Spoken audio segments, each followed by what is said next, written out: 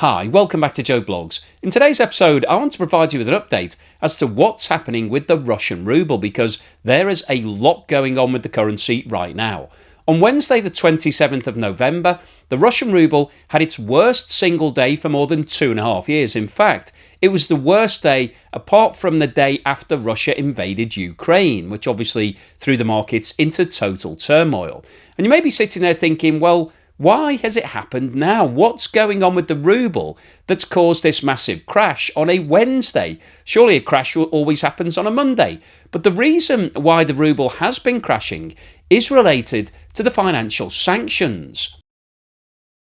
On Thursday, the 21st of November, the USA announced that it was applying additional sanctions against Russia's GAZPROMBANK, which is the bank that is partially owned directly by the Kremlin that processes all of the payments for Gazprom, Russia's state-owned gas business. Now, you may be surprised to hear that Gazprom wasn't actually sanctioned up until this point, but the reason why full sanctions weren't applied against Gazprom was because Gazprom was still providing natural gas to some countries in Europe via the pipelines that are landlocked, that have struggled to be able to find alternative economically viable resources. So these are countries such as Austria, Slovakia and Hungary. So they don't have any coastline, and so it's been difficult for them to be able to set up regasification facilities and buy in liquefied natural gas. So basically, this was an exemption that was allowed to continue, and GazPromBank was still receiving in large amounts of foreign currency, and the Kremlin was using that foreign currency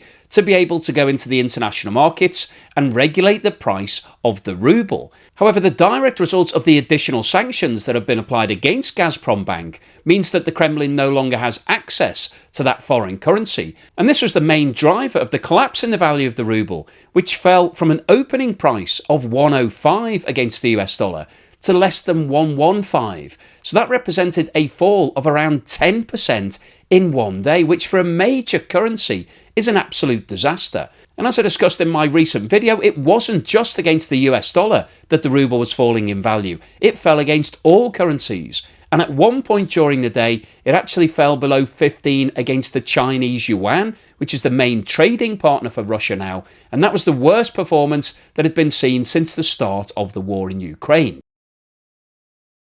Under the current Kremlin regulations, the finance ministry in Russia has an obligation to make good any shortfalls in foreign currency using the National Wealth Fund. So basically, if they're not bringing in enough foreign currency, they dip into the National Wealth Fund.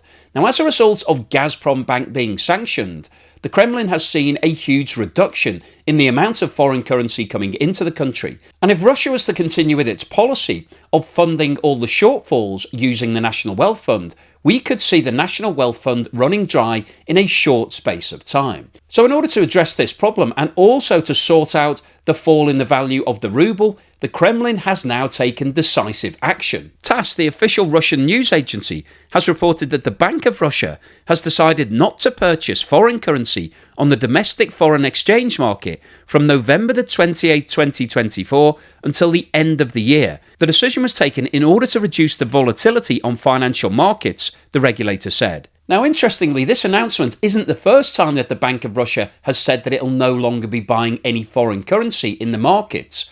It made a similar announcement in August 2023, when the value of the ruble fell below 100 against the US dollar. And if you remember, that was the time when President Putin basically told the Bank of Russia to do something about it. He was very unhappy that the ruble had fallen below 100 level. So basically, 1 ruble at that point was worth less than 1 US cent, which actually is the same as today. It's worth less than 1 US cent. So the Bank of Russia stepped in and basically announced that it would no longer be buying any foreign currency. So essentially, it closed the market for the ruble. And that led to a stabilisation of the ruble officially, because no trading took place and therefore there was very little change in the value.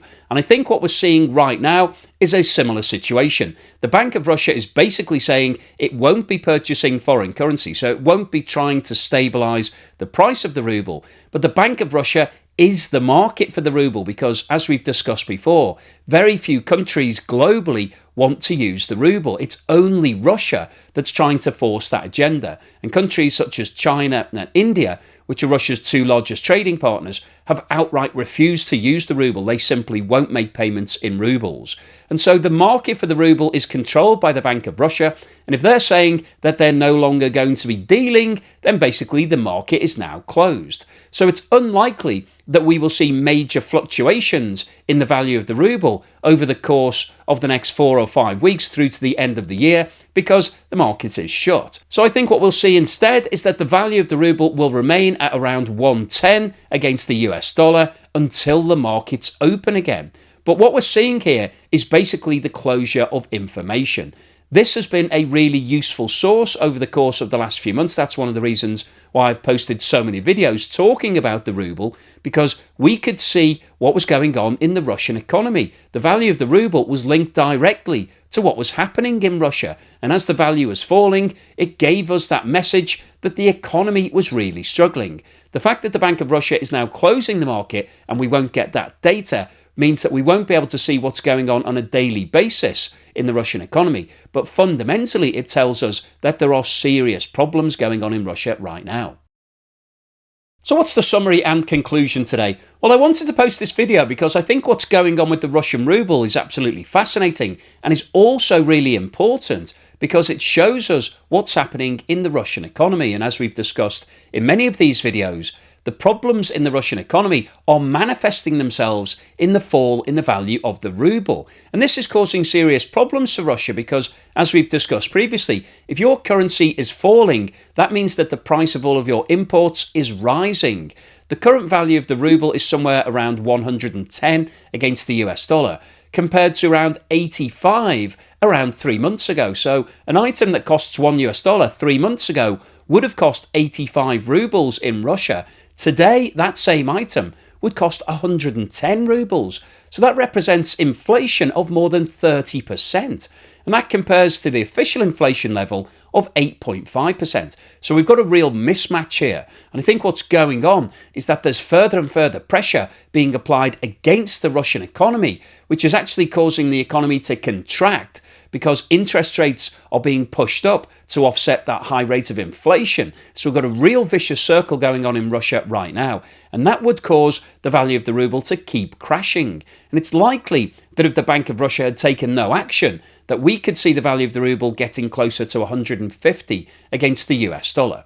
Now, the reason why the USA recently implemented sanctions against GAZPROMBANK is because Ukraine, which is the transit, that's where the pipelines actually go through to get to places like Austria and Hungary. Ukraine has said that it won't be renewing the transit agreement. So basically, it's closing all of the Russian pipelines. It won't allow Russian gas to pass through Ukraine. Previously, Ukraine was being paid handsomely for that. It was receiving large amounts of money. But it's decided that it doesn't want to take that money anymore. It wants Russia to actually suffer in terms of losing all of that revenue.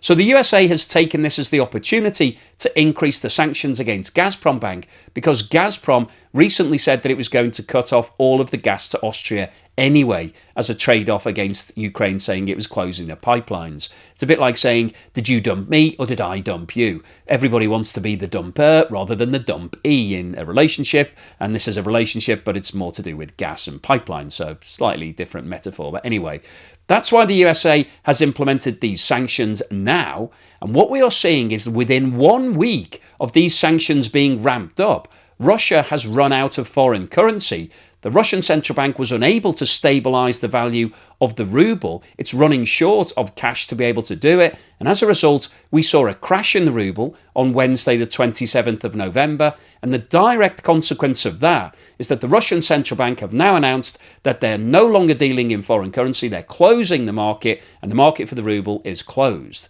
So we won't see massive fluctuations over the course of the next few weeks. But that doesn't solve the problems that are going on in Russia right now.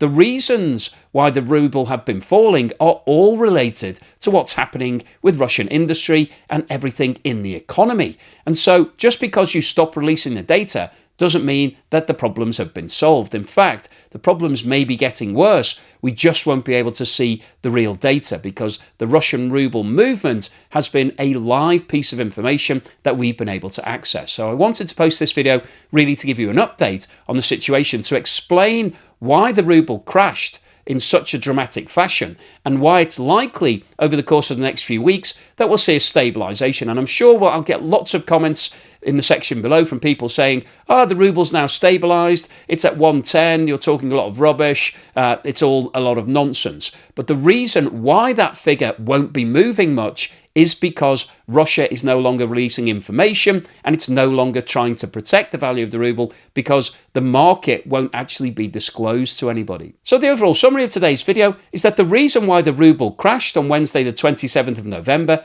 is directly related to the sanctions which have now been applied against GAZPROMBANK, one of the largest financial institutions in Russia that was still receiving large amounts of foreign currency, which the Kremlin was using to support the value of the ruble. The loss of that foreign currency meant that the Bank of Russia was no longer able to support the ruble. It started crashing in value, and as a result, the Bank of Russia has decided to close the market. It won't be publishing any live data, so we won't see any major fluctuations in the ruble, but that doesn't mean that the problems in the Russian economy have been solved. It just means that we won't see any information telling us that the problems are getting worse.